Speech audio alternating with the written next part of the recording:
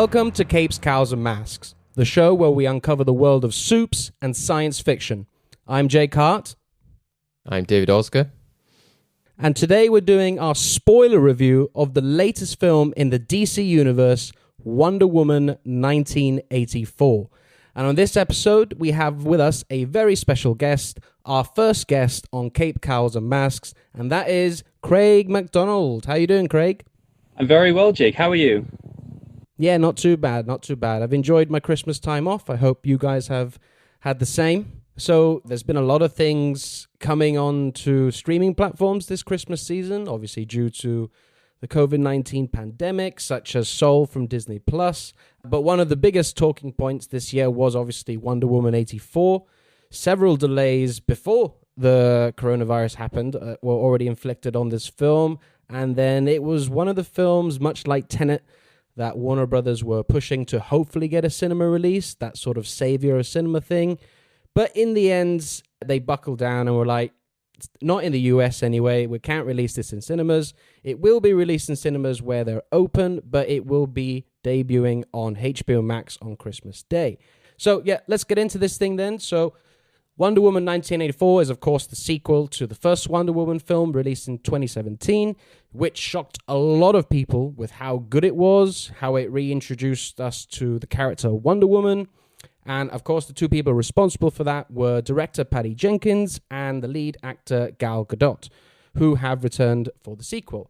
So we're going to get into what we liked and what we didn't like, assess our feelings and stuff like that.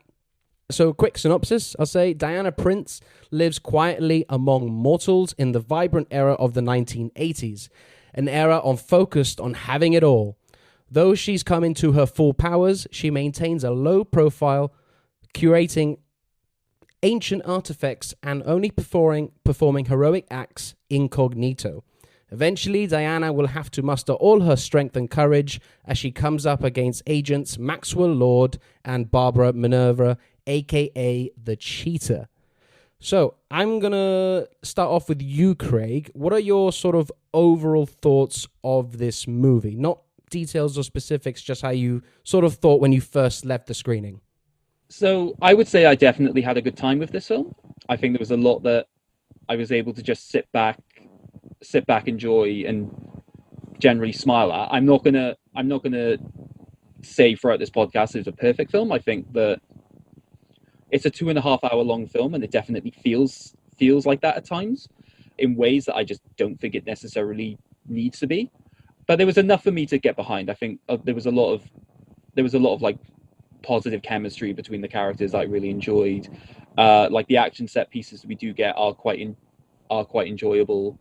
I mean, there's not really much else I can say from that point onwards, right? It's always going to be viewed in the sense of this is a sequel to probably the most well-received DC film there is so far in terms of Wonder Woman. And obviously some of the things that they tried to do with that film in terms of like the way they portray character and story, you're obviously going to be looking for a lot of that within this film. And I think there are elements in which you don't get a lot of what made Wonder Woman itself good, but there's also aspects that within this film that I wish the original Wonder Woman film did. So yeah, I generally had a good time with it. I was more willing to be forgiving of a lot of things. I think it's probably the best way of saying it. Yeah, what do you think, Dave? Yeah, I think I'm quite similar in that I think, again, the cinematic experience adds a lot to it. I think that I really appreciated how much Patty Jenkins went for it with this film, how much she dedicated herself to the vibe and the feeling that she wanted to give. So while I think that it is like quite a problematic film and it's, far from perfect, I think it's one of those, again, where the strengths and the ambition for me is enough to make me oversee some of the bigger flaws and bigger problems that it has. I think if you do go through this with a fine-tooth comb, then you would have a lot of elements that you would maybe change or want to alter or say would work better.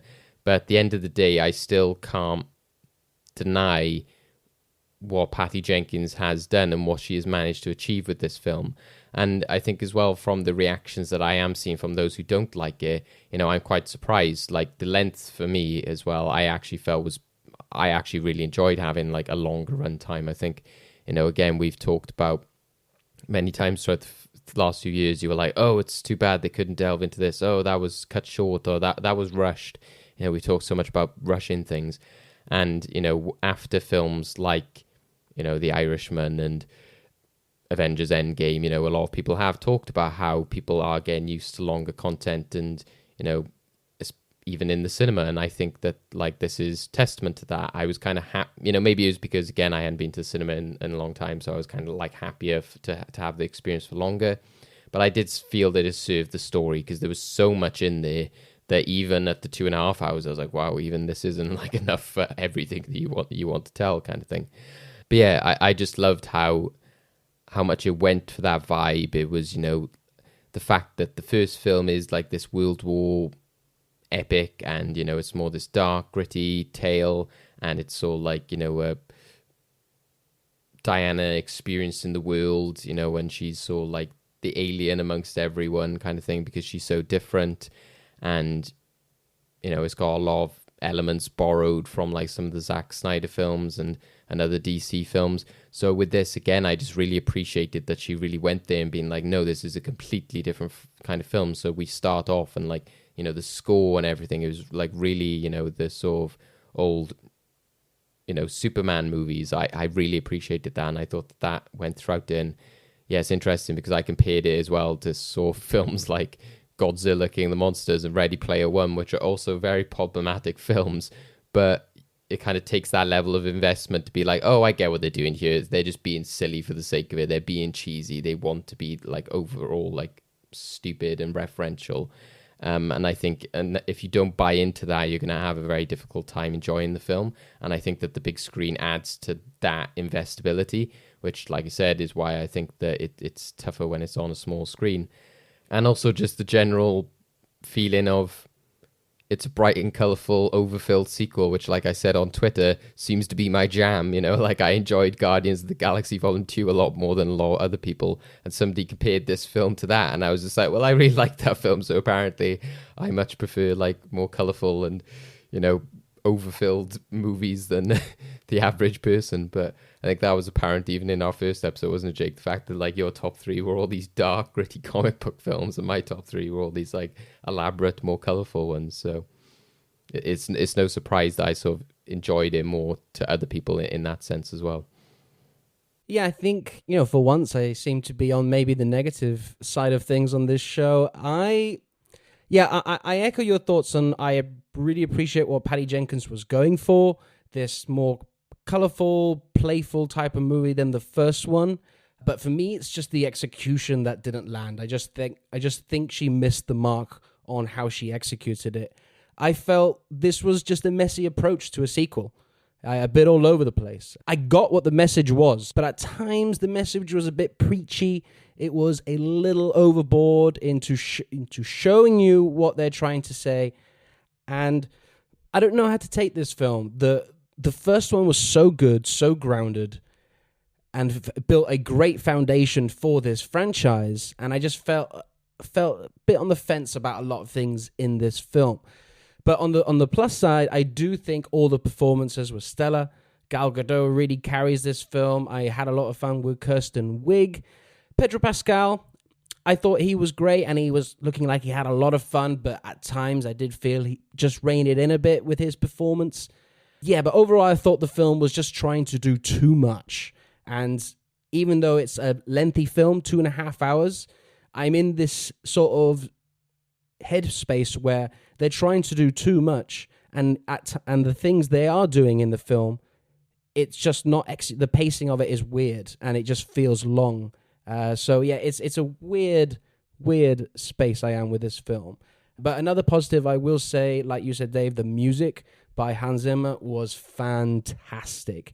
But overall, it's little story beats and plot elements just fall apart for me, and characterization. But overall, the spectacle of the film, some of the action scenes were fantastic, and the performances were also very strong. Let's get into like the film itself then. Like, we're obviously not going to go through the entire movie beat by beat, so let's just get through like the main things. Let's start at the beginning. What did you guys think of the opening of the movie? I thought it was stellar. That I thought it was great way to go back to Themyscira and lay the groundwork for the message of the film, which is, no hero is born from lies. It's very important that Diana learns this at this stage. And we also get the return of Connie Nielsen and Robin Wright. It's a shame we don't see more of them in the film, because I do really like those actors as those characters. Yeah, I just thought it was really well done, very vibrant, and arguably probably one of my favorite sequences of the film. What did you think of the opening, Craig? Yeah, I genuinely loved it as well. Great pacing and tension throughout it. My only disappointment with the scene is that I think, while you're right in terms of setting up the seed for the theme, I think that I personally would have liked like a little bit of tweaking to like elements of the story throughout to basically like fully address that as a sort of comparison. Because the main message coming from it basically talks about this idea of you took the shortcut, you took the easy way out, which is fine. And I think like if you think about it hard, it does relate to the message of the overall film, which is what you said, no hero is born on lies. But I think that the way that the story was playing out by the end doesn't necessarily tie back to that direct message. So I wish they tweaked it a little bit more to actually draw out those parallels, because without it, and without that like sort of deep thought, I think it's just going to go over a lot of people's heads. And I think a lot of people are just going to see that as a really cool but pointless scene. And I think for a lot of people's like immersion within the rest of the film, I think that scene doesn't necessarily help. But like as a set piece in and of itself, I thought it was utterly fantastic. There's nothing I would necessarily change to that scene at all. Yeah, I think like Craig, I sort of agree with the message part of it. It is kind of weird how you hear that and you're like, oh, that's going to appear at the end of the film, and then you're kind of like there, like, oh, does it? And you like Craig said, you have to kind of think hard about it, whether it does or not. You would think there'd be something more clear. I'm glad it wasn't something silly like just, oh, you should never take the shortcut, and Diana's there chasing after the villain and looks at a shortcut and goes, I shouldn't do that, and I'm glad they didn't do that, but But yeah, like I said before, I think that this sequence did help build me into that kind of more epic, kind of like larger than life, kind of glorious kind of setting that like Patty Jenkins wanted to go for this. So that's why, again, it helped me with the transition. And I just loved the attention to detail here. I felt that this sequence really proved how much Patty Jenkins has leveled up as a director. I think a lot of people do love the first film, and it obviously has some, like the No Man's Land sequence is fantastic, and that alone is like testament to why she's a great director. But I think there's some times in that film where you feel like, oh, I think this didn't feel like it was Patty Jenkins. It was more like an aid or help of the other people working on the film. But that sequence, I felt like it just felt like more personal. I felt that she was like, right, I want this, I want that, I want this to happen. And I just loved the little details. I loved like the design of like the rings and like the little flares that were going up, and then the Amazon holding up the flag and everything. It just felt, I kind of loved that world building and the little details of it. I felt it was all like nice little nuances, and you're like, oh, this is fun, like all the little details. So I hope we do go to Themyscira again. It worked really well, and I think it also, to me, I think another criticism I've seen, which I find bizarre, because to me, I felt that this was like massively like focused on action and big set pieces and stuff like that. It kind of started this whole adventure, big set piece trajectory. But a lot of people said that they felt there was a lack of action. But I don't know, to me, I felt this was straight there, and then you go straight into another one, and then we start to have the story unfold. So I thought that it built that pace up quite well as well. Yeah, I mean, I can buy into the whole theatricality and the big bombastic vibe of it because it's Themyscira, and that's why I totally love this sequence so much. But then we go into 1984 and we really dive into the 80s, and this is where the film starts to get a bit weird for me. Like we have everything we think of is the 80s. We've got the neon colors, the big shopping malls, all this stuff. But for me, if this film felt like it was cosplaying as the 80s rather than really living in the 80s.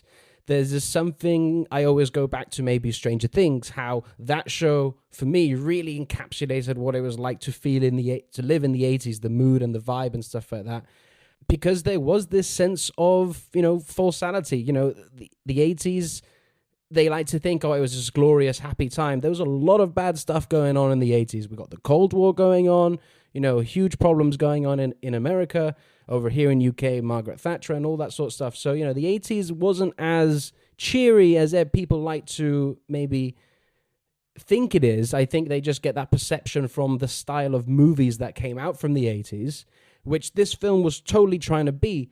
But I feel as if, I don't know, there's something about, don't try to make a movie like it was made in the 80s. Make an 80s movie like it is made now, more nuance, reflecting on the 80s in a way.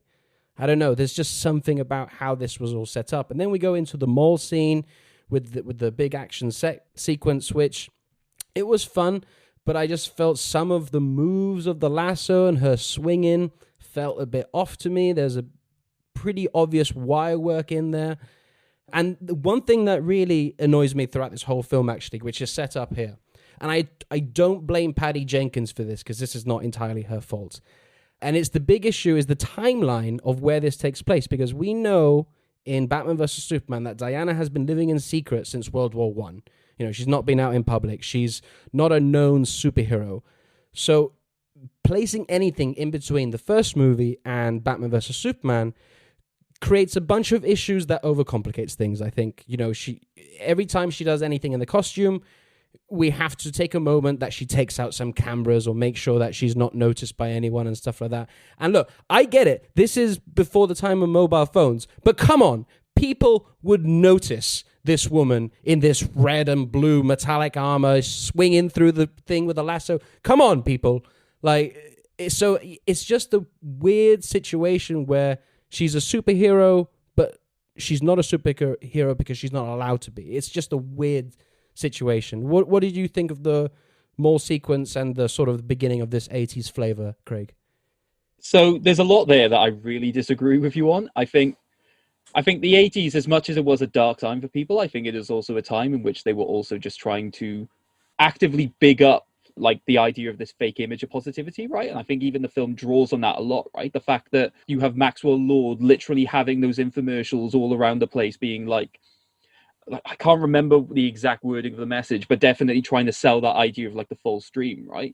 I think there's definitely a lot of that. And hell, even the film predicates itself on the idea of full stream. So I think it's perfectly fair for them to big up this idea of like, that's what the 80s is generally trying to be, right? If they didn't have the Cold War at all in this film, I'd probably agree with you on that sentiment. But that's why I think like the image of the 80s actually worked. In terms of the actual, like, there's a degree to which you were definitely right about the wire work in the mall scene. I think I was able to like let it pass there because I think given the setting that they had, I think I was quite willing to sort of buy into the idea of just like generally swinging all over the place. Even if the lasso of truth's movements were a bit odd, I was just willing to put that down to magic. I don't know what else to say about that. I mean, like, I don't really have issues with that scene. I was happy to make jokes about like the armed robbers and how moronic they were, that instantly they get to a situation where they're cornered and then just grab a child, and then the other ones are just watching on the side, just be like, "You're ruining this, Stephen. What are you doing? We had a plan. We discussed this. This was bullet point 6. You don't kidnap a child. God damn it."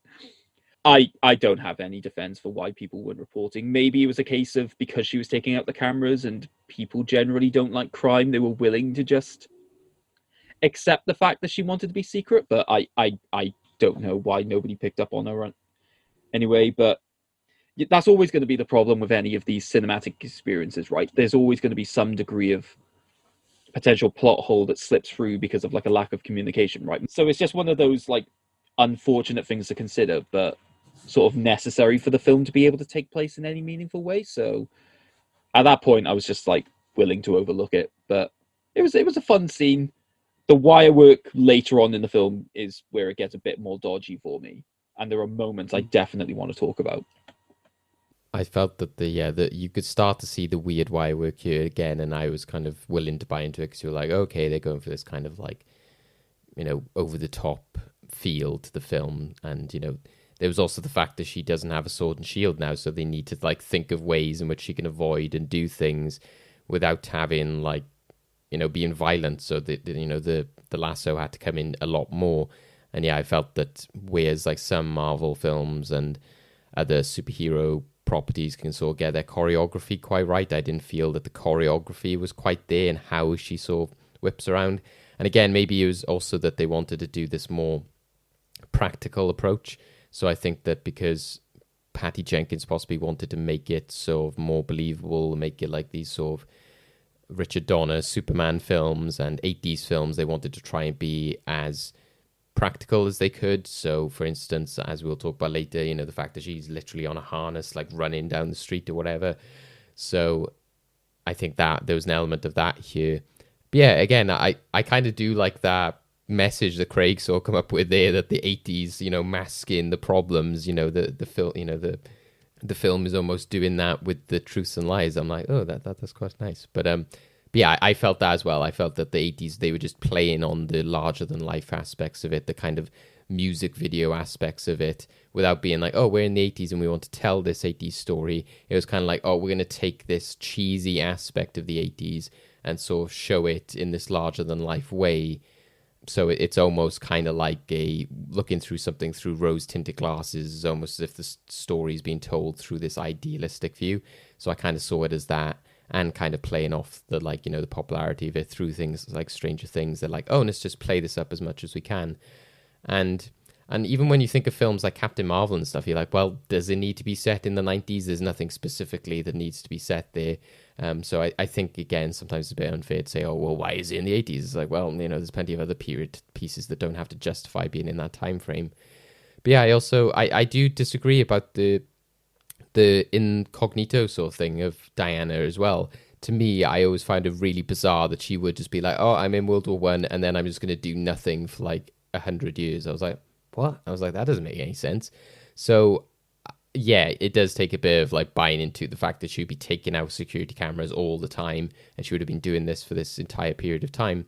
But I could kind of buy into this kind of like, oh, well, it's the 80s, you know, there's this larger than life aspect, there's a lot of problems, and that's why she's sort of taking a larger role now. But yeah, I like to think that Diana has been somewhat active throughout this entire time. I didn't just buy into the fact that she would have just stopped for 100 years. And I never liked that they sort of made out that happened, I think, in Justice League and BVS. It just didn't make any sense to me. So yeah, I got on board with the fun and elaborateness of it, but it was it was a bit strange in parts. Yeah, so we'll carry on then. So the whole robbery is basically set up to introduce us to the Wishstone, which eventually ends up in the facility where Diana works. So this is where we are introduced to Barbara Minerva, and I felt as if the first introduction to her didn't really work for me. This whole geeky, clumsy persona trope that we've seen hundreds of times before, especially in 80s movies. I'm just looking at this with my 2020 eyes, and I'm looking at this being treated as an 80s movie. It just didn't 100% work for me. I think Kristen Wiig's performance in this role is good, and I do think she gets a lot better as she transforms into the Cheetah character. But I think she's, in the beginning of the film, I think she's relying on a lot of things of similar characters she's played on like SNL and stuff like that. So yeah, what was your thoughts of the introduction to Barbara Minerva? I mean, throughout, I probably didn't enjoy the writing of her character in terms of like, you're definitely right in that they rely on a lot of like cliched aspects of it, like just the my heel's sort of broken, I'm falling over clumsiness. It's just, oh, come on, you're better than this. But also just needlessly harsh moments, right? The fact that literally she was employed and like the person who employed her forgot about her existence. It's like, it's a bit much, but I understand why they did it. They obviously needed to have like such a stark contrast for when a wish is made, but I feel like there are definitely better ways they could have done that. I also think that they could have done a little bit more, because I think one of my biggest issues is probably like her meeting with Diana, because Diana is also sort of, apart from, you know, actually helping her pick up the papers, also sort of treats her in the somewhat dismissive manner. The fact that she's only really wanting to talk to her to get to the Wishstone. I wish they changed that a little bit and actually made it part of, you know, Diana's character just genuinely be caring and interested, like no matter what. But again, I think it comes down to that mentality of like working with what you've got. I think it was the easiest way to get across the story arc that's to come. I just would have liked a little bit of establishment, but like Kirsten Wiig's performance was just a good performance, right? And I think that stands regardless of the writing of the character. Yeah, I think the fact that everyone always questioned why they cast her, I think to me, I was kind of more distracted at the beginning, like, oh, okay, right, I see why you've cast Kristen Wiig as this character. It makes a lot more sense now. Like I said, I kind of bought into it a bit more because of the 80s stereotype of like, oh, there's this type of character. But yeah, I am a bit tired of that kind of like stereotypical trope and the whole like, oh, I'm beautiful now kind of aspect. Because again, I kind of find that was like an injustice to the character because even though, again, I'm not like a big Wonder Woman reader, I don't know much about Cheetah, but to me, she always seemed like this sort of like tough, powerful character, but I never saw that as something that came as an aftermath of her being a nerdy, and even if it is, that's too much of a repeat of what we have with other DC characters like Harley Quinn, etc. So, how many times do you have to do that? So yeah, I also find it hard to. I'll go into later. I think more my problems with Cheetah. I think at the beginning I can kind of just buy into like, okay, you're just setting up that like, oh, she's different from Diana. She wants to live like her, etc.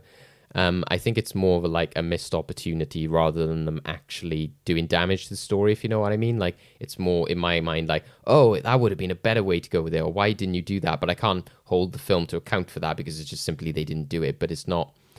It's similar to, again, like Thor: The Dark World, like, because I know everyone, like, says that's one of the weakest Marvel films. But again, I never came away from that film going, oh, that was horrible. I just didn't feel it was, like, remarkable. And here I feel it's a similar thing with, like, the villains. It's just that they're not being detrimental to the story. It's just that they're just not doing anything special or to add to the story, which is often a problem with villains. I think they get away with it a bit more here because Maxwell Lord is the main villain and he shines a lot more because of Pedro Pascal's larger-than-life performance as well. But I also found it hard to believe that Diana would go around sporting some leopard print heels and then never wear anything like that again. When she saw them, I was like, why would Diana wear that? She's like such a like regal, majestic character, and I was like, I don't buy that she would wear those. But this is also another little thing I have a problem with Barbara Minerva's character arc, because there, apart from the shoes thing, and a bit later she wears an outfit, there is no indication why she would want to become a cheetah. Do you know what I mean? And all I think is that it's a choice they made to go with this route of a character, but going back to the comics, there's, an iteration of her where she's an archaeologist and she primarily deals in ancient Egypt. And what do the Egypts worship? Cats. So, the fact that they go to Egypt as well, I don't know why they couldn't just link that up. It just didn't make sense for me why in the end she would choose to transform to a cheetah. But yeah, I have more problems with the story than her actual performance. Kristen Wiig did what she was told to do and she did it to the best of her ability. And I think especially when she gets a bit darker into like the cheetah phase is when her acting chops really come through. So let's speak about Maxwell Lord then, because it's pretty soon after we meet Barbara Minerva, we meet him. He shows up and he's a bit of a con man, he's trying to, put on this face that everything's great, life is better, but it can be better, all this sort of stuff that you see in the 80s infomercials and all that. I loved his performance, but like I said up top, I think he could have maybe reined it in a bit. Just a bit. He was a bit too much at times. But I was totally on board with Pedro Pascal being the way he was because it's Pedro, man. I love the guy. But again, it's the story things that he's trying to get with Barbara Minerva because they've got the stone, the wish stone that he wants. And it's this old trope of this rich, powerful guy sliding in and giving her all the attention. And she's all, I'm heads over heels for this guy. And they say, oh, come to this party that I'm doing. And this is where Maxwell Lord and Kristen Wiig start making out and stuff. And he's like, oh, what's that? And he's like, oh, it's a stone. And she just gave him the stone. Do you know what I mean? This stone was brought in by the FBI to be investigated from the black market. I don't buy that.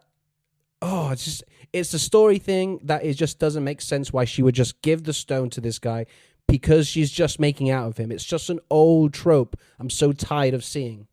I was willing to buy into it a bit more because she does later, Diana does kind of say that to her. She's like, why the hell would you give it to him? And she was like, oh, well, he works with us and stuff. So I forgive it a bit more because they actually did make that an element of the story.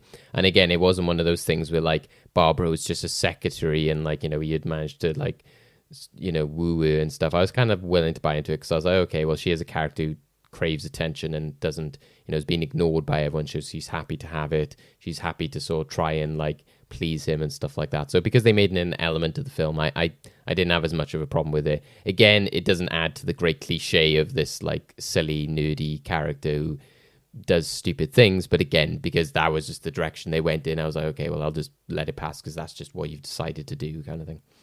At the end of the day, she is an emotionally vulnerable character. And I think in certain situations like that, it basically buys into the con man vibe, right? So obviously he basically did everything that he needed to in that at that point to basically convince her to give him the stone. So I didn't look at it as like, what the hell are you doing, you stupid woman? Because I know a lot of people who, if they were given the same level of just outright focused attention from somebody who's primed at being an emotional manipulator, I know a lot of people who would also do the same thing. But I think that just comes into sort of like my love of like Maxwell Lord as a character anyway, because I love con man and high sort of culture films and TV shows. So having someone like him who's just like oozing all of that charm and just with that hidden agenda just really sort of does it for me in a story capacity. Yeah, I think as a character overall as well, that's where I differ from you as well, Jake. Like, I was happy for him to be as elaborate as possible. I never wanted him to rein it in. I was loving it. I thought it was fantastic. It's kind of just like the Nicolas Cage sort of attraction of just like he's there like sweating and he's like, he's proper, gets really into it. And I think that Patty Jenkins, again, had sort of like told him to go with that kind of, again, Richard Donner or Superman, of Gene Hackman's performance as Lex Luthor. And I think it's like Gordon Gekko from like Wall Street. I think that was like another sort of reference or like inspiration that they said was used as inspiration for him. So yeah, I was kind of, I just loved that. I thought it was fun and I thought it added to this like larger than life aspect I keep saying about in the film. He needed to be bold and extravagant because again it plays into like the nature of the infomercials, right? The fact that even like more and more we have no idea what this person is actually like because like the way he's just acting is just so over the top, I think just really buys into it. That makes it so that when he actually does have like a lot of the more grounded emotional performance later in the film, it actually lands a lot deeper for me. And also the fact that this is a man who wishes to become a wishing stone. It's again, like, you're talking about like the first film, which is like they're in World War I and they have to stop this man from sending like a bunch of bombs that could kill all these people. It's like, this is a film about like a wishing stone, like, genie in the lamp kind of stuff. And, so I think that again adds to that, is that you need to go with this like huge, crazy character because, what realistic person would like wish to become a wishing stone? So literally when he's there throughout the film, then like, look at me and I can make your dreams come true. You wouldn't buy that into that if he wasn't this kind of crazy, extravagant man. And I don't think it would make the moments work later as well, where, like, do you wish there were more employees here? I wish there was. And then all these employees, all of those moments I think work better because again of the performance. And like Craig said, I'm happy. I really love this film as well. That's where the distinction appears for me as well, where I can kind of go, oh, well, it's got some problems and they missed this out, but they go that extra level, and the time of the film helps to that. Is that Maxwell Lord has a full character arc. He has like the story with his son, and Minerva has some form of character arc, and Diana. So I appreciated that they give them all a character arc and all their like, here's their motivations. I appreciated that we saw the very human motivations rather than just, oh, I'm evil, I want to twirl my mustache and do this for no reason kind of thing. But that's the kind of vibe that I got though, because at the end I don't think his redemption works at all. I don't think he's redeemed at all. That flashback sequence doesn't work, and I'll get into that later. But I just thought his motivations, his goal was only power. And I just needed something a bit more than that. I would have been more on board with his over bombastic performance if I saw a more clear goal. Because I'm not, by the end of it, I'm not really too sure what his ultimate goal is, apart from obtaining all this power and wealth.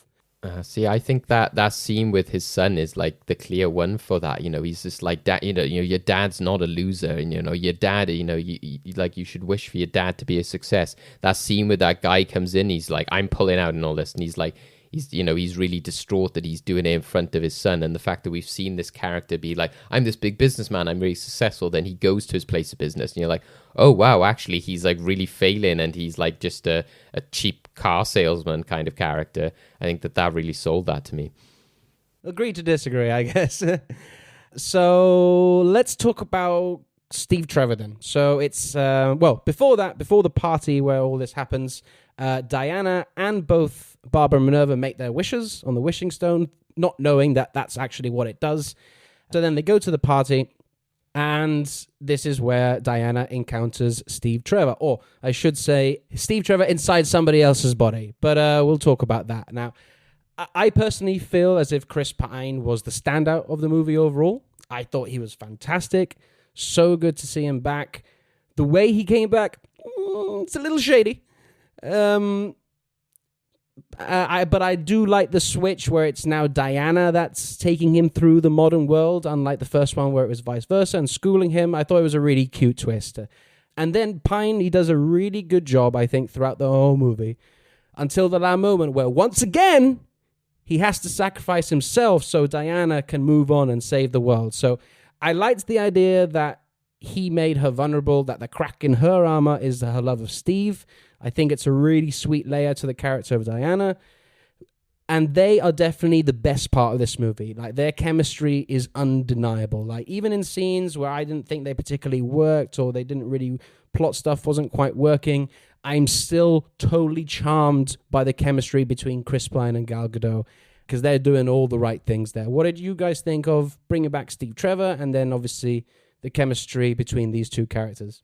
I genuinely hated how they brought him back, purely because a few things on it. One, I don't think they ever established why they couldn't just like magic him back somehow, why he had to basically take over someone else's body in order to do that. I think that's the one example I would give in terms of, you know, just trying to buy into sort of like 80s vibe of film because of that. Oh, you have like the Freaky Friday situation where somebody else's personality is in this guy's body. Like, it just felt like it felt needless to do it in that particular way. I don't think it adds anything apart from just that weird beginning part where it's just Diana's being followed by the guy and she's like, don't touch me, I don't know who you are. I don't think that adds anything. Two, it's just literally out of nowhere. He just pops up and is like, hey, Diana, it's me, it's Steve. It's like, what? Like, there's no foreshadowing to it whatsoever. Even if there were just a couple of scenes where, like, you know, where she's like, you know, traveling to the party and you can just tell that she's being followed by someone and just there's like something going on and you just see this weird guy. You're like, who is that guy? Then it would add to it a little bit more, right? Because there's already that idea of she's trying to be secretive for a reason. And then just to find out that guy ends up being Steve, it has like a lot more emotional weight. The way it just happened out of nowhere, it just felt needless. But once he actually comes in and then we actually see them, yeah, everything about the relationship I find quite sweet. I don't mean this in a dodgy way, but I could spend hours watching the two of them in bed. Yeah, they just have that genuine, like those sweet conversations, the idea of not wanting to get out of bed and, you know, and do anything today, and just like, that just all builds in like really nice ways, and it's just really nice to see them just having like those moments together, because obviously before they were in the middle of a war, so weren't able to actually enjoy any of that. So that's why a lot of that romance just comes off a lot better here, because it's in a lot more of a casual, domesticated sense. I also don't like the scene where he has to sacrifice himself again. I thought that was a bit too much of a retread of the original, but also in terms of missed opportunities as well. I think if you just change this phrasing a little bit more to match the parallels of the first scene that I was talking about, that would have a lot more emotional weight, because as it stands, a scene where it's just like, you shouldn't take shortcuts versus this isn't real, you need to give me up to save the better world. Just a little bit more tweaking can actually make it more thematic and show that she's actually learning and developing, as opposed to here where it's just a situation of just like having to essentially be forced into it. But oh well, He gives her the impetus to learn how to fly, which is something. To me, I think on paper it is unfortunate that that moment comes across as just like, oh, the same thing happens in the third act kind of thing. So it's unfortunate that they just retread that. But in the moment, I didn't feel as much like, oh, this is just the same thing again. And I felt it was a bit more of whereas last time it was kind of Steve sacrificing himself and Diana having to sort of like accept that or just witness it. I think here I felt it was more of a like Diana had to let him go, and that, because they did emphasize he was like, look, you need to like let me go. So it wasn't, whereas in the first film it was like Steve was in control of that and he had to like make that decision. I did like how in this film they made it like Diana had to let him go. So it was, to me, it wasn't exactly beat for beat, because it was Diana was sacrificing him rather than him sacrificing himself for Diana like in the first film. Yes, but it was Steve that had to say that. She didn't work it out for herself. Do you know what I mean? Yeah. That's where I have a problem with it. So yeah, exactly. I don't think it's perfect. I think it is very muddy. They could have handled it a lot better. And I think that, again, it's like what they do in the actual film. Yeah, you do that well, but there's an alternate that, whether we go into it now or not, but my idea that I was speaking to my friend Stefanos about, I was like, yeah, that would have been a much better way to go about this. But something we did talk about, and I don't know if you were referring to this before, Jake, is some of the moral problems of this bodies. Because again, I don't understand the whole body swapping thing. I'm like, what's the point? Because I think I'd heard that it was speculated that was going to happen from the trailers and stuff, and I thought, oh, we're going to get this whole goofy like R.I.P.D. kind of like, oh, I'm in an old woman's body now, and like even that might have been at least comical, but it would have been ridiculous. So it's even more redundant. It's just like, oh, I'm just in this one guy's body who's just like looks kind of like me, and it's like, what's the point then? Like, so. Yeah, I have some moral questions about some of the things, especially how the film ends. When that character comes back again, I'm just a bit like, oh, you were just all over this guy, and he has no idea that what you would like. So. Yeah, I'm not going to get too much into that because that's a dark hole you don't want to go down. Yeah, it's a strange one, and people will take to it differently. That's all I'm saying. Like, so let's move on to the invisible plane sequence. So, I'm mixed feelings about this. The beginning of it, I'm a bit like, whoa. So now she all of a sudden can start turning things invisible. Oh yeah, I've been learning from my father. Like. Oh my! It's just so convenient that at the last second they have to introduce this thing to make sure that the plane becomes invisible. The execution of it didn't work for me, but the actual sequence itself I thought was fantastic. I loved the visual aesthetic of it. I thought it was really sweet. The fireworks, all that stuff, and I think it hit me harder as well, knowing. Because when it was announced at the Disney Investor Day that Patty Jenkins was doing a new Star Wars film, she's doing Star Wars Squadrons, or Rogue Squadron, sorry. And then she dropped that little video on Twitter about explaining how she loves pilots. Her dad served and died in the military as a pilot, and she has a big emotional connection to this. I didn't know that beforehand, but now since this video going in, then watching this film and seeing this sequence, I really resonated with that, going, yes, I can see this is extremely personal moment for Patty Jenkins filming this sequence. And there's something about the dialogue between them when Diana asks about his ability of flying. And he said, I'm paraphrasing, but it's just sort of like, run, fly with the wind or something. I don't know exact words, but for me, that felt like something similar. Maybe her dad would have spoke to her when she was younger. I don't know. It just resonated with me emotionally, but again, the whole beginning thing with the invisible light, that didn't quite work for me. What do you guys think of this sequence? Let's be fair, conceptually an invisible plane is just an incredibly stupid idea. I am skeptical they could ever come up with anything which is a perfect way of explaining how an Amazonian princess would ever come into acquisition of an invisible plane. I am perfectly okay with I've recently discovered I have the ability to make things invisible. It's like, sure, see my earlier comment of magic. I'm willing to accept that. In that sense, I was like, okay, this is not the worst idea I've heard for actually bringing in this plane. So I'm willing to accept it. And then the actual sequence in the sky, yeah, it's absolutely stunning. It is one of the scenes I would describe as quite self-indulgent, in that I think that we get a lot of time flying, which I think is all beautiful. But for me, it's one of those things where, like, after a while into the sequence, I did start like looking at my watch a little bit, because I didn't feel like I needed all of that sort of spectacle, right? I think what we did get was good, but I think there are definitely aspects of it you could certainly trim down, especially considering they play a lot of it in slow-mo as well, which sort of, as much as it does bring a lot of atmosphere, it also just robs a lot of like instant emotional connection for me, especially when a lot of it is just flying through fireworks and just watching two people just kind of looking at it like. Craig has an amazed face for everyone at home.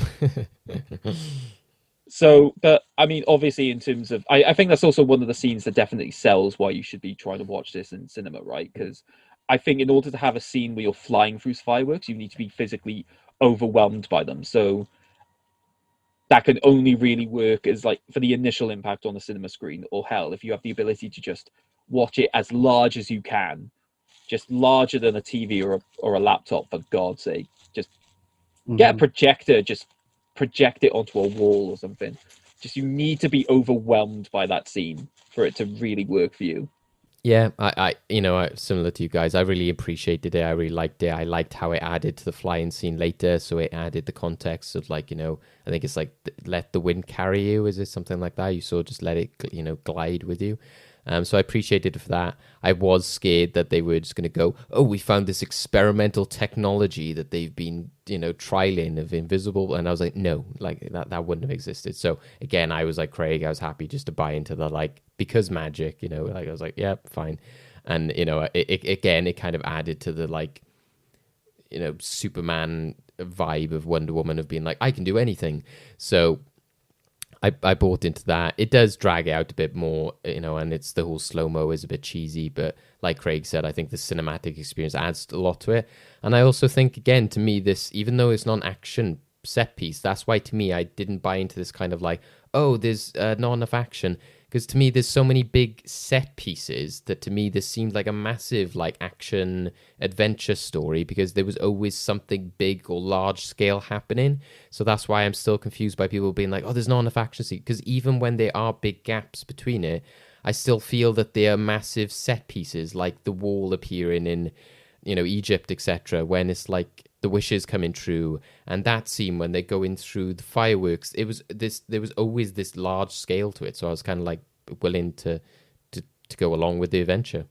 So yeah, let's move on with the story. At this point in the film, we're starting to get Barbara's transformation into an evil cat lady. She she's kicking the shit out of this guy that I'm sure for many, many women get a big certain level of satisfaction from that sequence where, the guy comes up to her and says, hey, gorgeous, slow down, all that stuff. So I thought it was a cool sequence, her really embracing this. And then we get into the big next action sequence, and that's the Egypt sequence. But before that, we have, Maxwell Lord, who's starting to go crazy. He's gone to Egypt to meet with the new king of oil because he wants to get all his oil, more power, all that stuff. And then this is where it starts to get really crazy, where the guy wishes on Maxwell Lord that, I don't know exactly, that his dynasty, his ancient lands were restored. This big wall just comes up in the middle of the city, cutting I think it's the entire water supply for the people on the other side. I don't want to get too much into this again, but another thing that just drove me crazy was the depictions of Middle Eastern culture in this film. Can we please do better? That's all I'm going to say. Can we just please do better on that aspect?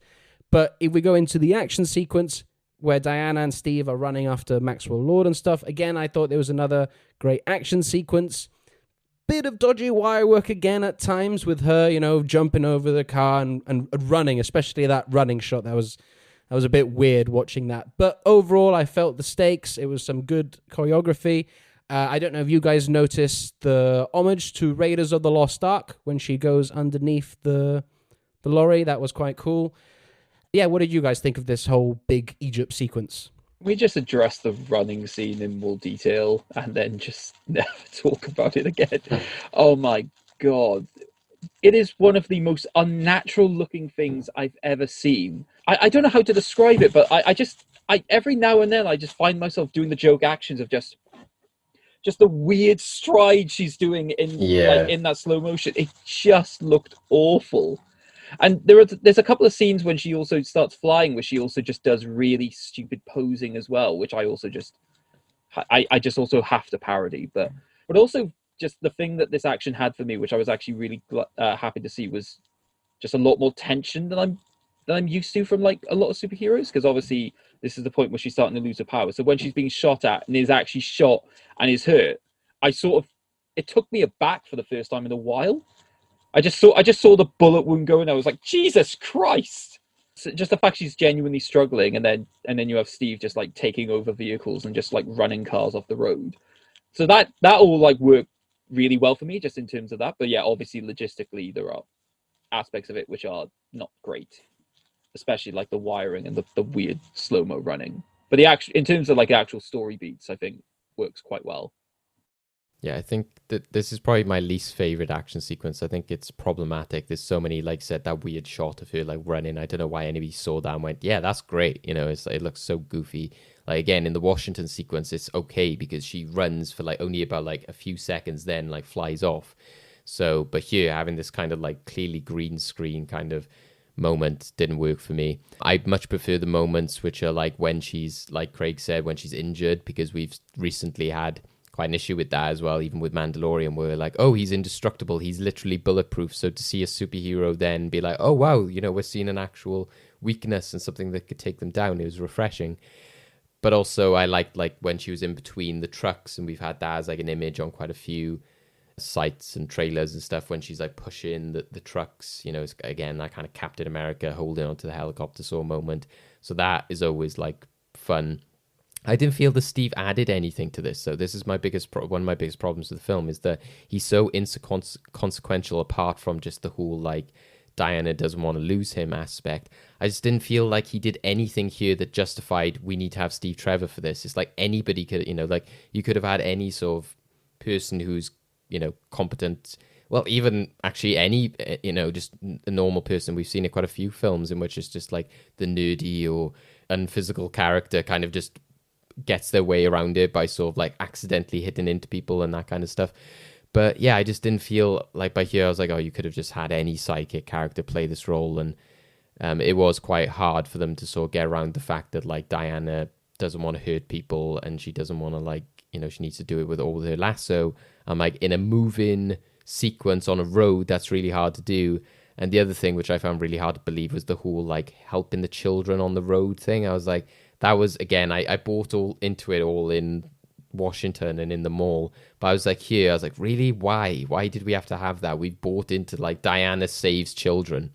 Throw the missile and lasso onto the missile. Yeah, like I was just like, that I didn't, you know, because again, they do it later when she like lassos onto a plane. And I said to Craig afterwards, I'm like, I'm pretty sure that would like, you know, pull the plane back or something. It's like, you know, would there not be any resistance if this is this ultra strong woman?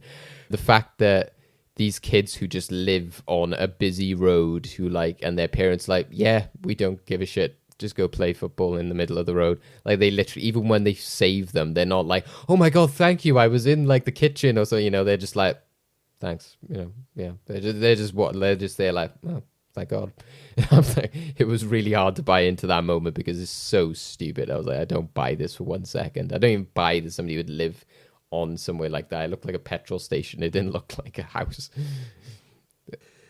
Yeah, so after this big action sequence, we then get into another one. So unfortunately, Diana doesn't catch Maxwell Lord. He escapes back to America and goes to the White House. This is, oh man, he's touching the president way too close for me. I'm like, why is the security detail not getting like nobody touches the president that close? And you know, and this is where Maxwell Lord's like, oh, make your wish, and he wishes for more nukes because, you know, the 80s, America, Russia, Cold War, that's what we got to have. And then this is where we get the fight sequence between Diana and Minerva. And as Dave pointed out, Minerva does the little Sheev Palpatine spin at the beginning of the fight. This, I don't know, again, I didn't feel the stakes of this fight, really. Again, Steve was useless in this sequence.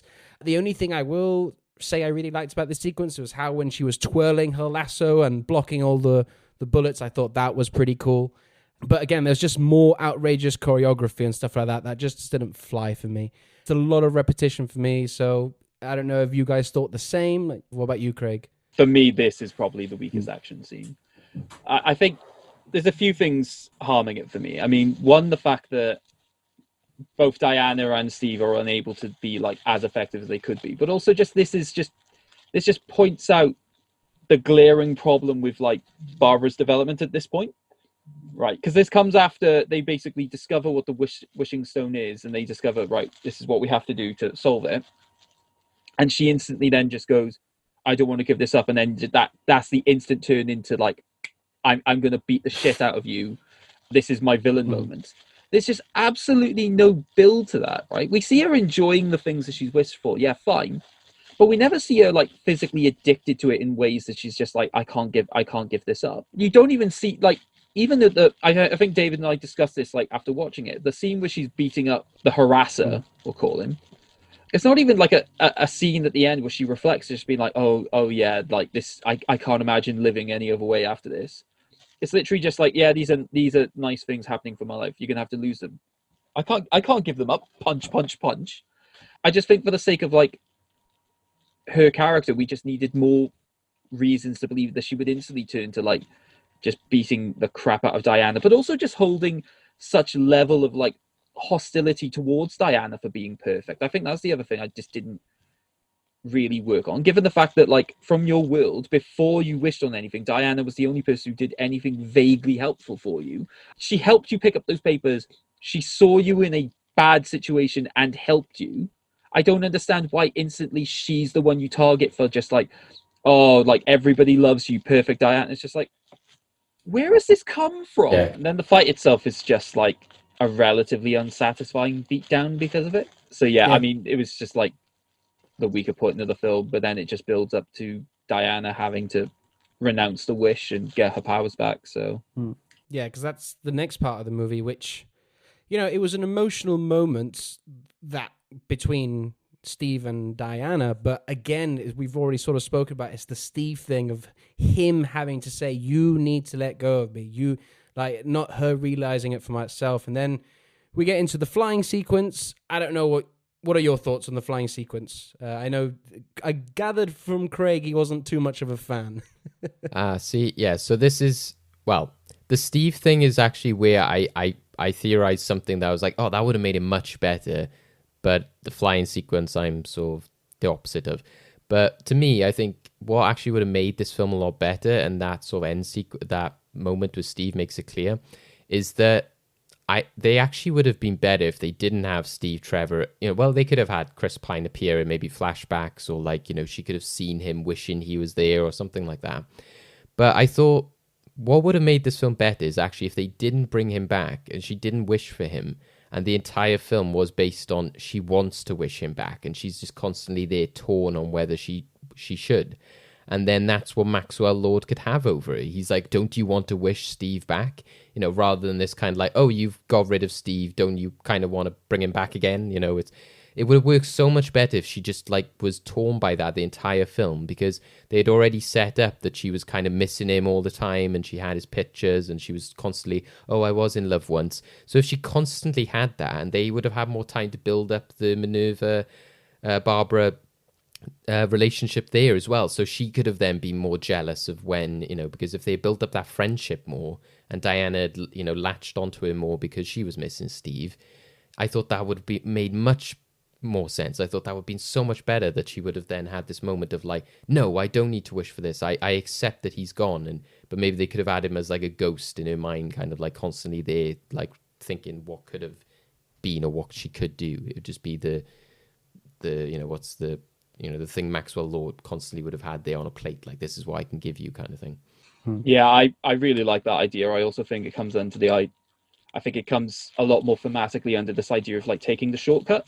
The fact that she has to have like this decision where she goes, do I just take the easy way out? I think it actually much more shows her development rather than just just having to be forced into this, right? Because again, it solves the problem that Jake had about, she has to make this decision as opposed to being told this is what you have to do.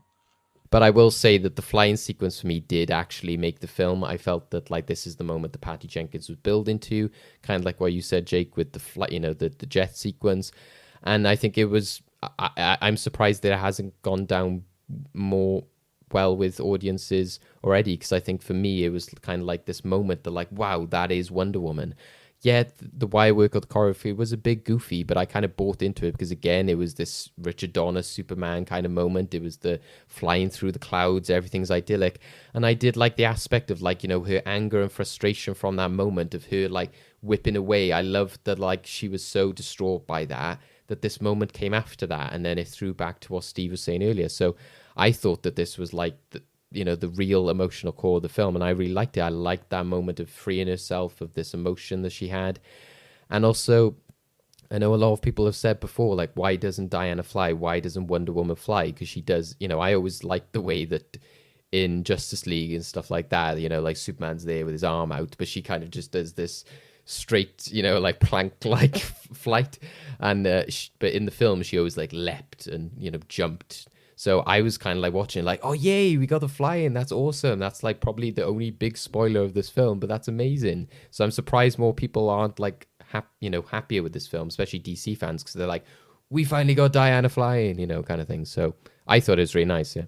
For me, it's all about the execution of it. Thematically, it's there, and the emotional core is there, and I love that she's, yes, I'm flying now, I'm embracing this. That's all fantastic stuff. But I don't buy this is like an homage to Richard Donner Superman. Look, this is 2020. Look, and when you give me, I know people don't like this film a lot, but Man of Steel, when you give me a flying sequence like we got in Man of Steel, that first flight, which was fantastic, I think this is poor. I think you can definitely still keep true to the core and the emotion of what she's trying to say, but just give us something a bit more spectacular to look at, I think. I think the problem is people can easily get distracted by the emotional core of that scene just by how shoddy some of the shots are. I think the long shots work quite well, but the problem is whenever it cuts to like the close-ups, and I think it cuts way too much to her in close-up, that's when like I said, the stupid posing and the things I have to mimic of just the body rotating slowly. That's just what took me out of it, and that's why I just had to kind of look at it just like, are you serious right now? Yeah, I think that the soundtrack is doing a lot of heavy lifting here, so I probably was more sold from that. I think the fact that Zimmer uses it's called Adagio in G minor, which is a sort of like classic piece of music, and they use it in like Kick-Ass, and I think it's in the film Sunshine. They use it quite a lot for these sort of like big eclectic moments, so that probably like helped it for me as well, of being like, oh, like, it's this really like classic, otherworldly sort of like moment using this piece of music, which helped for me as well. But yeah, I do see what you guys mean. Right, so we'll get into the final act of the film then. And for me, very much like the first film, this is where a lot of things fall apart for me. I'll get into the actual final climactic thing, but the lead up to it, first of all, I don't buy the satellite thing where he's like, oh, does that mean they're all going to be touching?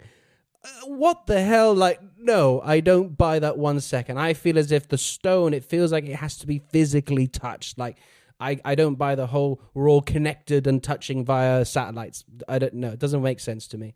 And then we have the conversation between Maxwell Lord and Barbara after, this is where the rules of the wish thing are not very clear, because it was sort of set up you can only have one wish, but then Pedro's like, but I grant the wishes.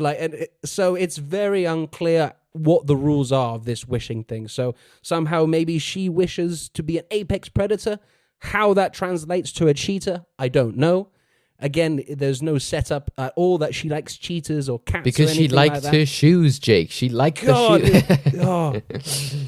And then we get into the actual fight sequence between Diana and Cheetah, the last one. This is where Diana's coming in her golden armor. And again, this makes no sense to me, because early in the film, when we found out that, when you wish for something, it takes something away. And in Diana, it's her powers. I thought, okay, this is now an excuse for her to don the golden armor because she's vulnerable. But no, by this point in the film, she's already renounced her wish. She's got her full strength back. I'm not entirely too sure what the need was for the armor, other than the spectacle visual side of things of a grand finale side of things. So story-wise, it didn't make sense to me. And then the armor itself, you set it up that it's this indestructible thing. You know, I can't remember the goddess's name, or sorry, the Amazonian's name that used Asteria. it. Asteria, there we go. That she fought off all of man and all this. And then this cheetah comes along, and just after a couple of scratches, there's bits flying off everywhere. It just felt very clunky to me. And then the actual, what I feared going into the trailers, that we saw that sequence of Cheetah, and we were all a bit like, well, I don't know about you, Craig, but both me and Dave and a lot of people were like, ooh, I don't know about that. The CGI looks a bit weird there. And there was an element of the CGI fight lackluster thing again. And I was also confused by the fact that at the end, she's like, oh, I'm sorry. I'm going to electrocute you in water, but you're not going to die. So I just thought it was weird that she's saying she's throwing her and punching her throughout rocks and stuff like that, but you're not sorry, but you're sorry that you're going to electrocute her and knock her out. It just didn't, I don't know. What did you guys think of, before we get into the Maxwell Lord stuff, the Cheetah and Diana fight? So I completely agree that armor was essentially useless, or at least the wings of the armor were essentially useless. However, I do think that there's probably a thematic element to why she was still wearing the armor, even though she was full power. Because obviously, I think that brings it back to the first scene, right? The reason that she was denied that armor, she was denied the ability of being recognized as warrior like that, is because she took the shortcut. I think that was just meant to be like a recognition of the fact that she's basically now being true to herself and just taking things that, like, essentially the hero's path. So that she's wearing that armor, which represents, you know, I'm doing everything the way that I should. Again, would be a lot clearer if they, whatever.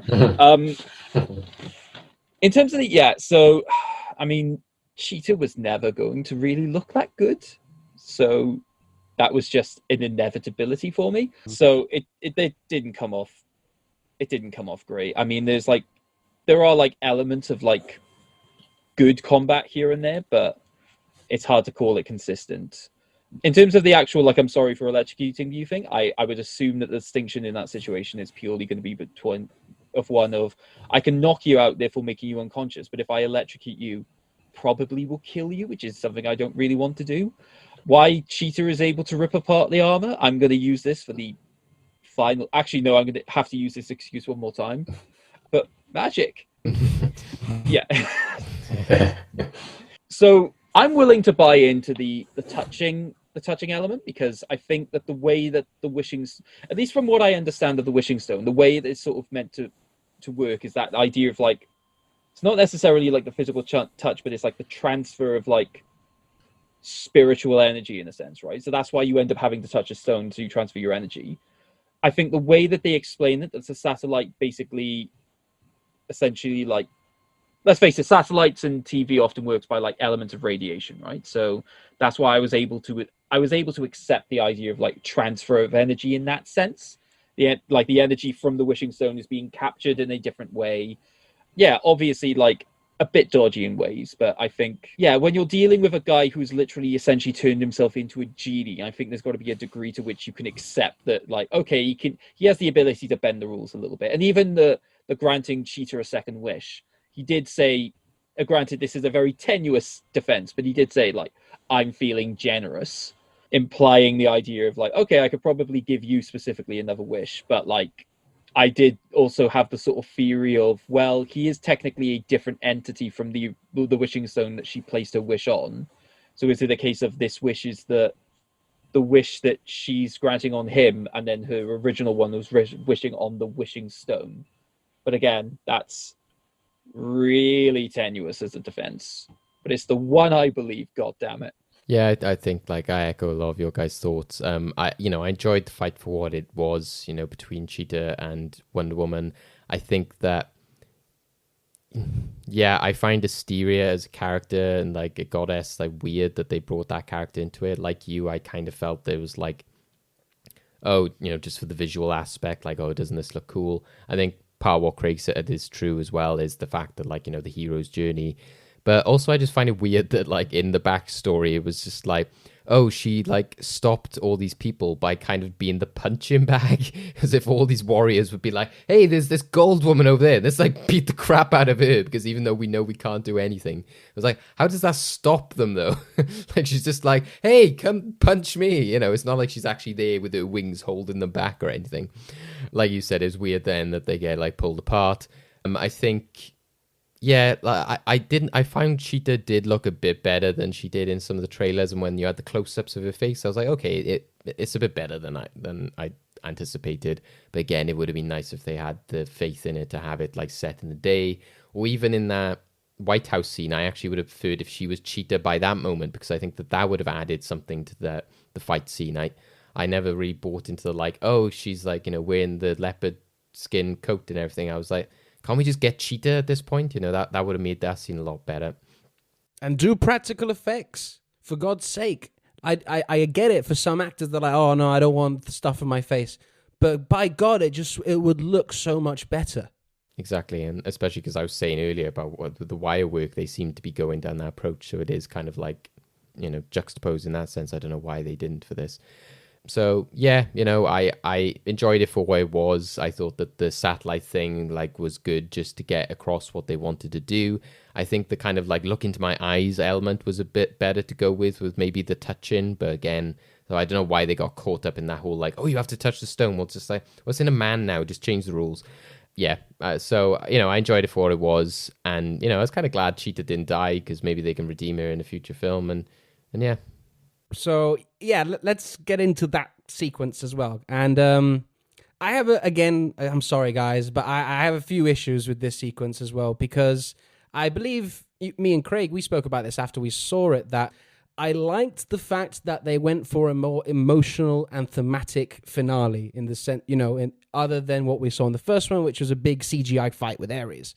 So the intention there was good, and I liked the approach they were going for. Again, it's just the execution, because, you know, Maxwell Lord is doing this whole, oh, you can, you know, wish what you want for, and everybody's doing all sorts of horrible things around the world, especially in the UK, man, telling Irish people to go back home and then wishing somebody would drop dead, which when the hero announced his wish, does that person just come back? I don't know how it works exactly, but, you know, when he announced his wish, they were still pumping the chest there.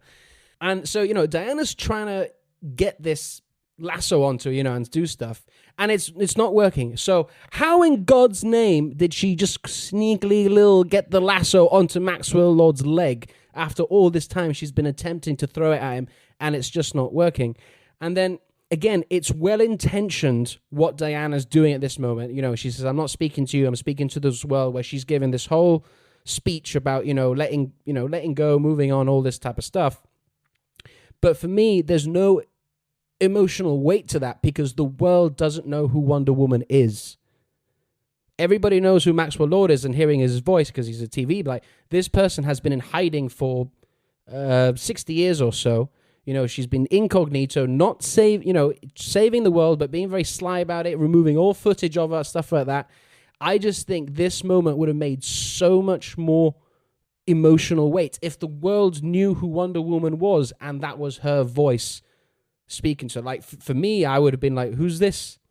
Like, I don't get it. Like, you wouldn't make the connection, like, this is, you know, someone who's trying to get through me, someone I can aspire to. This is just another voice that's speaking to me. So it seems a bit odd. And then this is what really angered me. It's the flashback sequence with Pedro Pascal, you know, the sort of redemption arc. And again, it's more stereotypes, and this one's really personal to me. So it's like, remember how your Latino dad beat up your Latino mom? Remember how your dad abused you because you were doing things that kids do?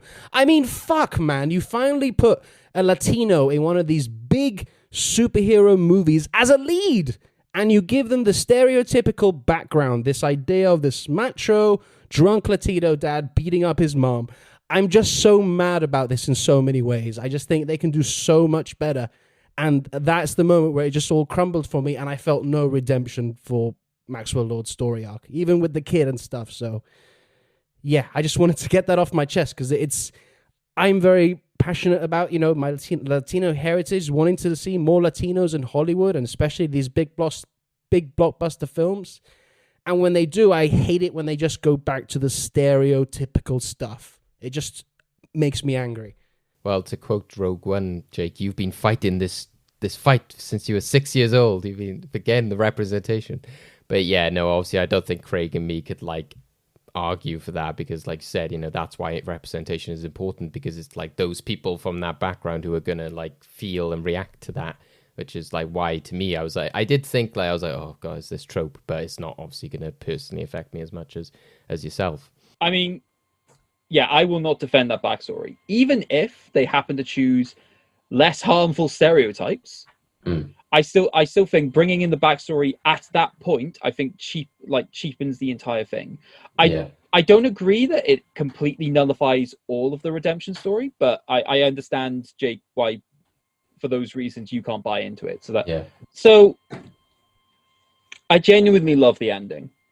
Backstory aside, my big issue with the first film was that they were building up this idea of humanity are flawed and aren't purely, you know, basically they pursue war not because they're influenced necessarily by like, you know, the gods and like evil higher powers, but because that's something that humanity has within them, and it's something that Wonder Woman needed to recognize about humans, be able to like address in some meaningful sense, which for me then got completely nullified by the fact that she actually then does battle Ares, the god of war, because he's there, even though he's not influencing in like the traditional sense that she expected. He's still there, and she has to beat him up to be able to save this conflict, to be able to resolve things, which I was just like, that just nullifies your message.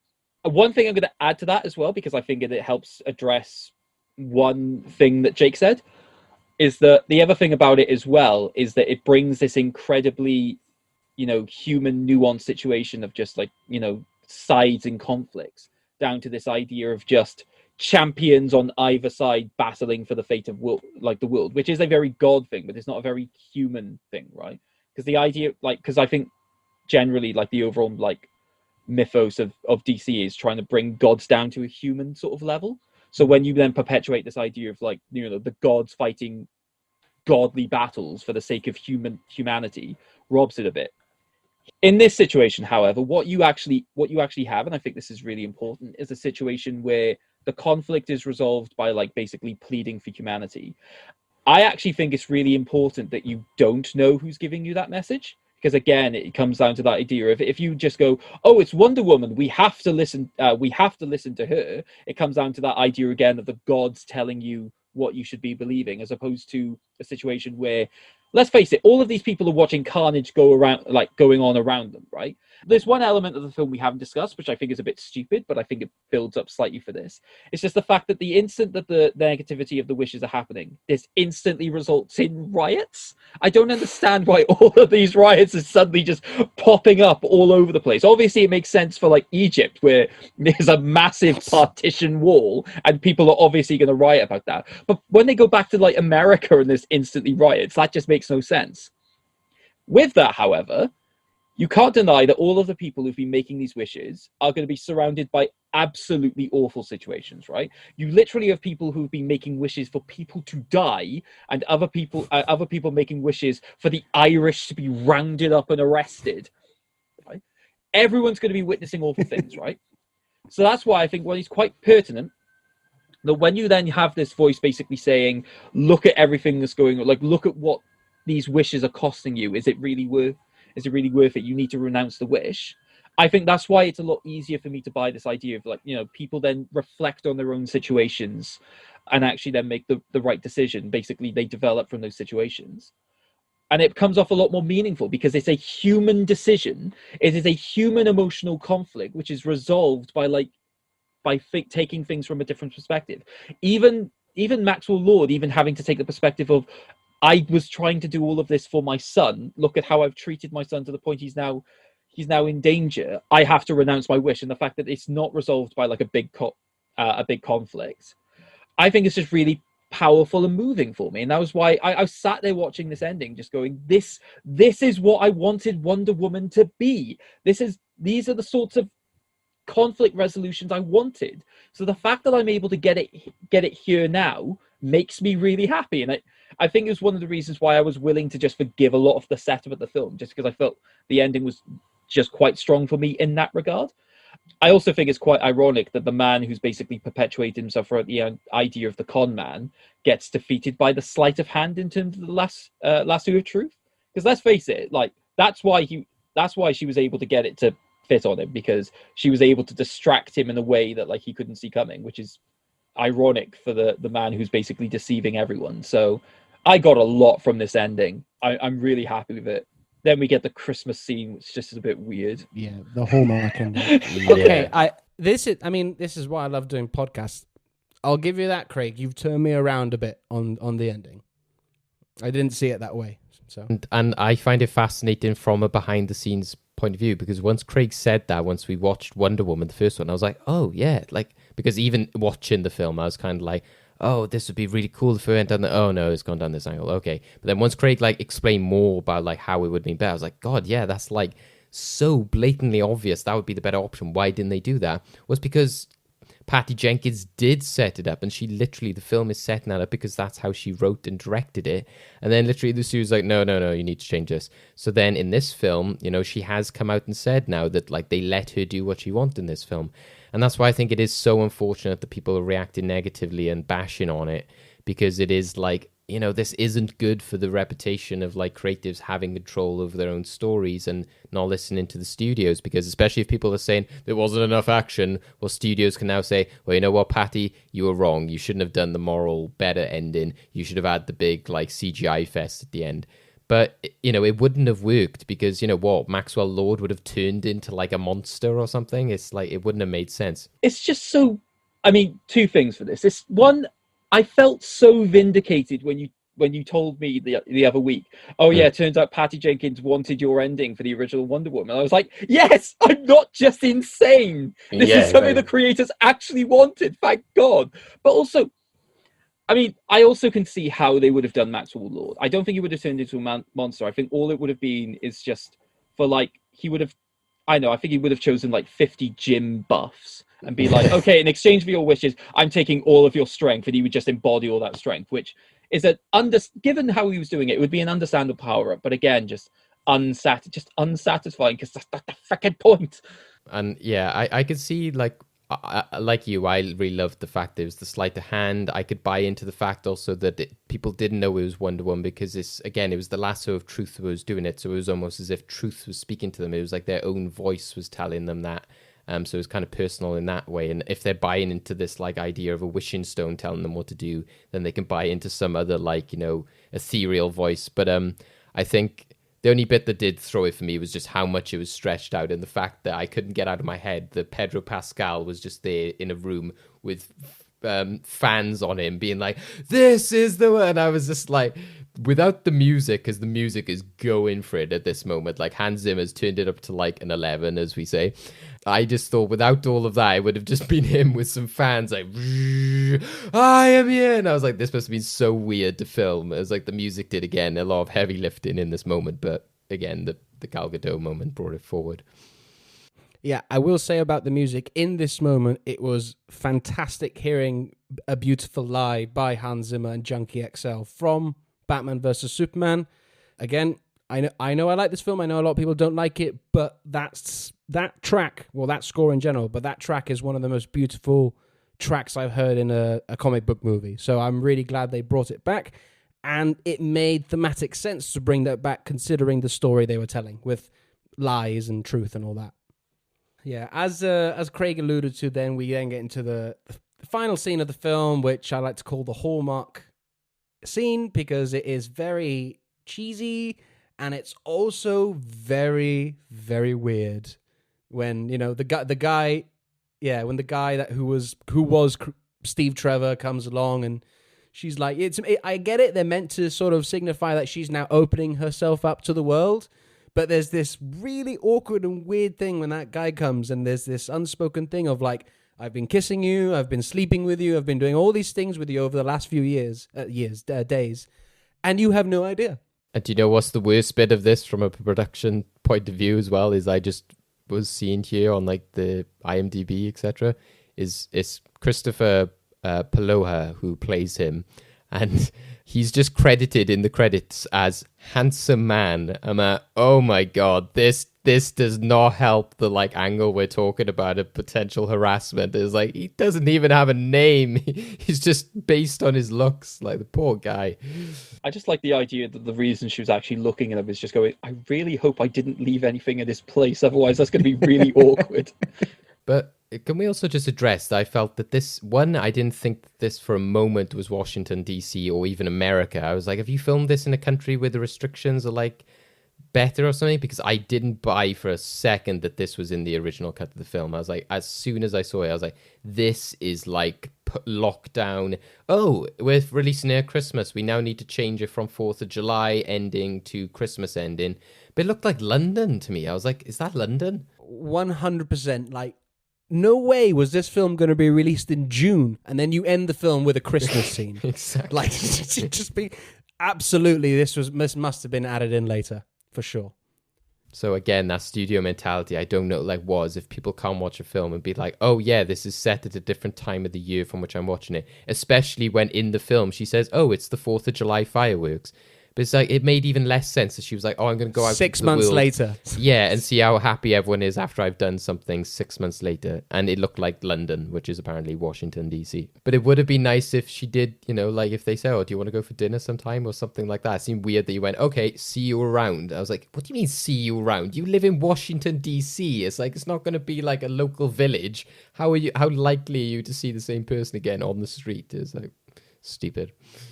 So that brings us to the end of the film then. So yeah, we'll cap it off with maybe conclusions. I'll start with you, Craig. What's your final statement about the movie? For anyone who's expecting the same level of like emotional complexity and jaw-dropping set pieces as we get with the first film, I think there's going to be a small degree which you may be disappointed. While the action set pieces we get are incredibly strong, at times, I'm going to say at times, it doesn't have the same level of emotional resonance as the first one does. However, I still think it stands fairly strong amongst like the vast majority of DC films insofar as like strong characterization, excellent performances, and just like an emotionally powerful ending. So yeah, I do recommend this film, but I think you have to go into it with like the right sort of mindset. I think you need to I think you need to know what not to expect, basically, in order to be able to enjoy it. I think the reason I'm able to enjoy a film like this is because I go in with... Let's face it, I think the trailers for me basically put me off a lot because it's talking a lot of about wishes and random occurrences, and then you have like the cheetah footage. I wasn't expecting much of this film at all, so I was pleasantly surprised to get a lot of what I actually wanted from it. Yeah, I think that I mentioned earlier about the comparison with Guardians of the Galaxy Volume 2. I think that is a lot better film, and it's also one that has like a lot of action and a lot of character moments and character arcs. But I do think that is a lot better film. I think this one, to me, like we've discussed, it is very problematic, but I just think that those big key moments, like we said, the finale, the flying scene for me, the opening, and the dedication to the genre is what, to me, makes me go like, well, this isn't a bad film. I would defend it, and I would say, you know, I'm not going to say it's one of the best films of 2020, but it hasn't got much competition.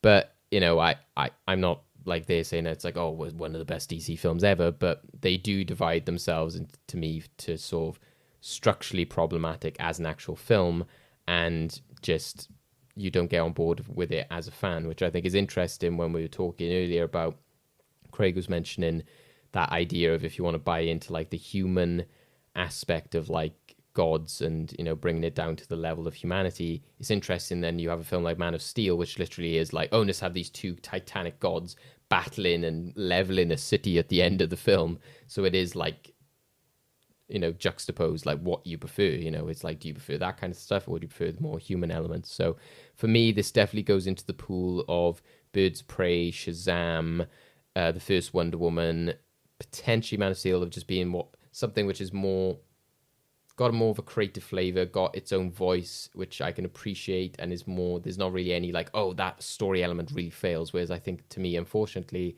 Aquaman, Suicide Squad, BVS, Justice League are just so problematic on a story level that they miss out character development and narrative. So it's in the better pool for me. I don't know as to actually like a 1, 2, 3 ranking, and possibly Wonder Woman, the first one, might edge it, but just because of like moments like the No Man's Land sequence. But again, it's still a great movie to me, and I think a lot of people I've seen said, oh well, Birds of Prey is the better female-led film. I was like, I think that's just equally as problematic, so I'd probably put it there as level pegging with Birds of Prey.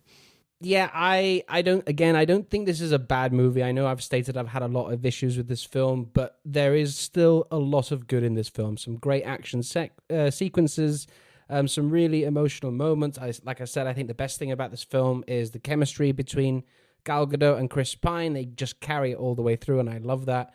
But yes, this has a lot of issues. This is very problematic with story, with characterization, I think, as well.